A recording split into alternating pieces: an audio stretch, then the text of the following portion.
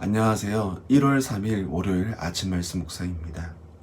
2022년에도 이렇게 하나님의 말씀으로 하루를 시작하시는 성도님들을 주님의 이름으로 축복합니다.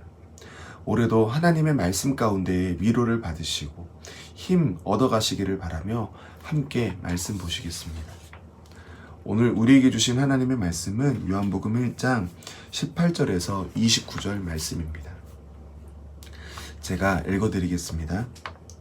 본래 하나님을 본 사람은 없으되 아버지 품속에 있는 독생하신 하나님이 나타내셨느니라. 유대인들이 예루살렘에서 제사장들과 레위인들을 요한에게 보내어 내가 누구냐 물을 때에 요한의 증언이 이러하니라.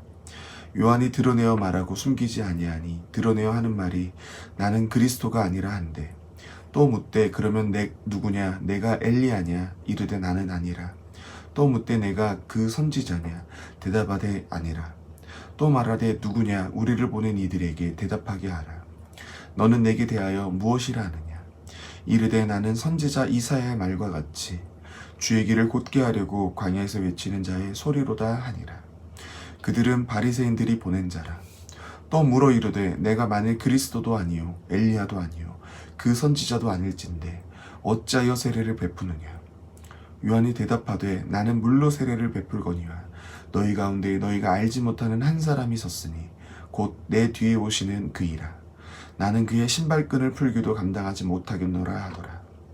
이 일은 요한이 세례를 풀던 곳 요단강 건너편 베다니에서 일어난 일이니라. 이튿날 요한이 예수께서 자기에게 나오심을 보고 이르되 보라 세상 죄를 지고 가는 하나님의 어린 양이로다. 아멘.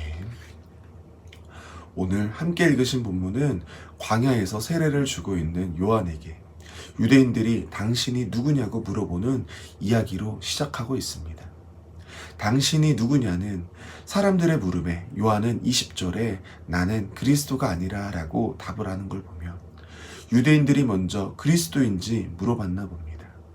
그리고 요한이 아니라고 하자 사람들은 계속해서 엘리야냐 선지자냐 라고 물어봅니다.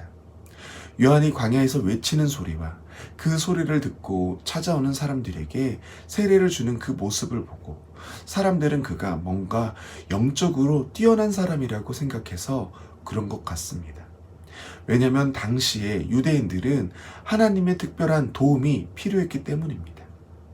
당시 이스라엘은 로마의 지배 아래 있었습니다. 바벨론 포로에서까지 돌아왔지만 여전히 계속해서 국제정세에 흔들리고 있는 이스라엘이었습니다. 그 어느 때보다 더욱 그들의 궁지에서 벗어나게 해줄 누군가를 기다리고 있었습니다. 그런데 요한이 나타나 이렇게 뭔가 다른 하나님의 사람의 모습을 보여주는 겁니다. 그래서 사람들은 기대를 가지고 요한에게 이렇게 나아가 물어보는 겁니다. 세례 요한에게 당신이 엘리야냐 물어보는 것은 그들이 말라기의 말씀을 기억해서입니다. 말라기 4장 5절에는 이렇게 나옵니다. 보라 여호와의 크고 두려운 날이 이르기 전에 내가 선지자 엘리야를 너에게 보내리라. 엘리야는 평범하게 죽지 않고 곧장 하늘로 올라갔다고 믿었습니다. 이제 그가 돌아와 하나님의 새로운 날들을 알릴 것이라고 많은 사람들이 믿었고 지금 그가 세례 요한인가 해서 물어보는 겁니다.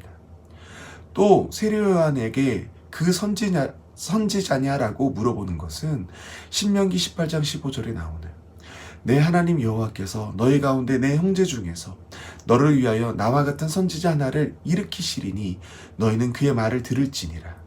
이 말씀을 생각해서 묻는 것 같습니다. 이렇게 기대감을 가지고 세례 요한에게 물어보고 있습니다. 만약 세례 요한이 여기서 맞다 내가 그다라고 하면 어떻게 됐을까요? 이스라엘에게 높임을 받지 않았을까요? 사람이 세상에서 누릴 수 있는 그 영광과 찬양을 그 땅 가운데에서 다 받을 수 있었을 겁니다.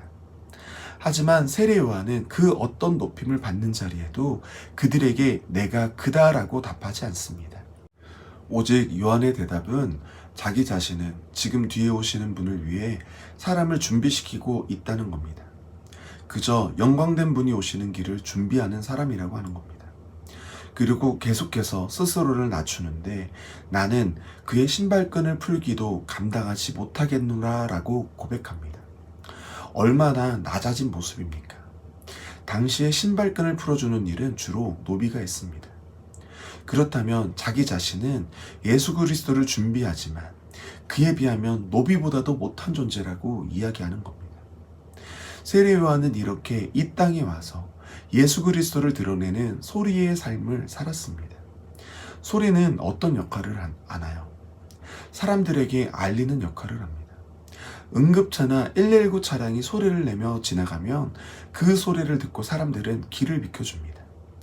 경찰차가 사이렌을 켜고 오면 범죄자들은 겁을 먹고 도망을 갑니다. 세례 요한은 지금 주인이 오고 있다, 길을 준비하라 라는 소리를 우리에게 들려주고 있는 겁니다.